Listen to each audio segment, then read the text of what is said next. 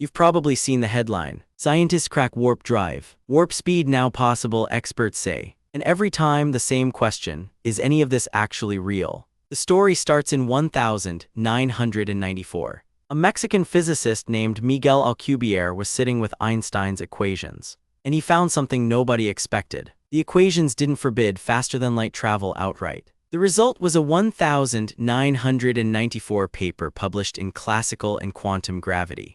It describes something called the Alcubierre Drive. Okay, so here's the core idea. Space isn't empty nothingness. Einstein showed us that space and time can bend, stretch, and curve. Mass warps the fabric of space around it. Alcubierre's insight was, what if you could control that warping on purpose? Imagine you're on a spaceship. The Alcubierre Drive surrounds that ship in a warp bubble. In front of the bubble, space contracts, it compresses together. Behind the bubble, space expands, it stretches out. The ship inside the bubble isn't technically moving. Space itself is moving around it. And this is where it gets genuinely beautiful. Nothing inside the bubble ever exceeds the speed of light locally. The fabric of spacetime has no speed limit. Alcubierre just asked, could we do that locally on demand? On paper, mathematically, yes. But then comes the catch. To create the warp bubble, you need exotic matter. Exotic matter has negative mass energy density. Instead of pulling things toward it like gravity, it would push them away. Here's the problem, we have never observed exotic matter in nature. Some physicists point to something called the Casimir effect as a hint.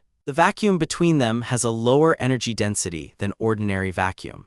That's as close as we've ever gotten to exotic matter in the real world. Original calculations suggested the Alcubierre Drive would need a mass of exotic matter roughly equivalent to the mass of Jupiter. Negative Jupiter. Most physicists at this point filed the Alcubierre Drive under mathematically interesting, physically impossible. A new study proposed a modified version of the warp bubble. Instead of requiring the space in front to be pulled, it proposed pushing from behind differently. This is promising, but here's what's important to say clearly. What the 2021 study showed is that the math might be less impossible than we thought. The headlines that screamed warp drives are now possible were doing what headlines do. The real story is more interesting than the clickbait version, if you let it be. Let's talk about what the drive actually tells us about the nature of spacetime. Space is not a passive backdrop. We detected gravitational waves in 2015, ripples in the fabric of spacetime itself. If space can ripple, why not bend deliberately? And it's a question that serious physicists take seriously, not as engineering, but as an exploration of what the laws allow. Now, there are other problems beyond the exotic matter. Problem 1, you can't steer the warp bubble from inside. You'd have to set your destination before you leave and hope nothing's in the way. Problem 2, Hawking radiation. When the bubble decelerates to drop you off at your destination, all that accumulated radiation would be released directly forward. Arriving at warp speed might mean sterilizing the star system you were flying toward.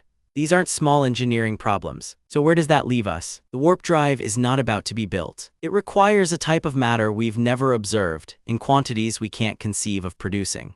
But here's what it is. Before Alcubierre, faster-than-light travel was purely science fiction. After Alcubierre, it's a physics problem. And that shift from fantasy to unsolved problem is enormous. In 1800, heavier-than-air powered flight was considered physically absurd. We don't know what breakthroughs in exotic matter physics might come. What we do know is that Miguel Alcubierre sat down with the most tested theory in physics and found a door.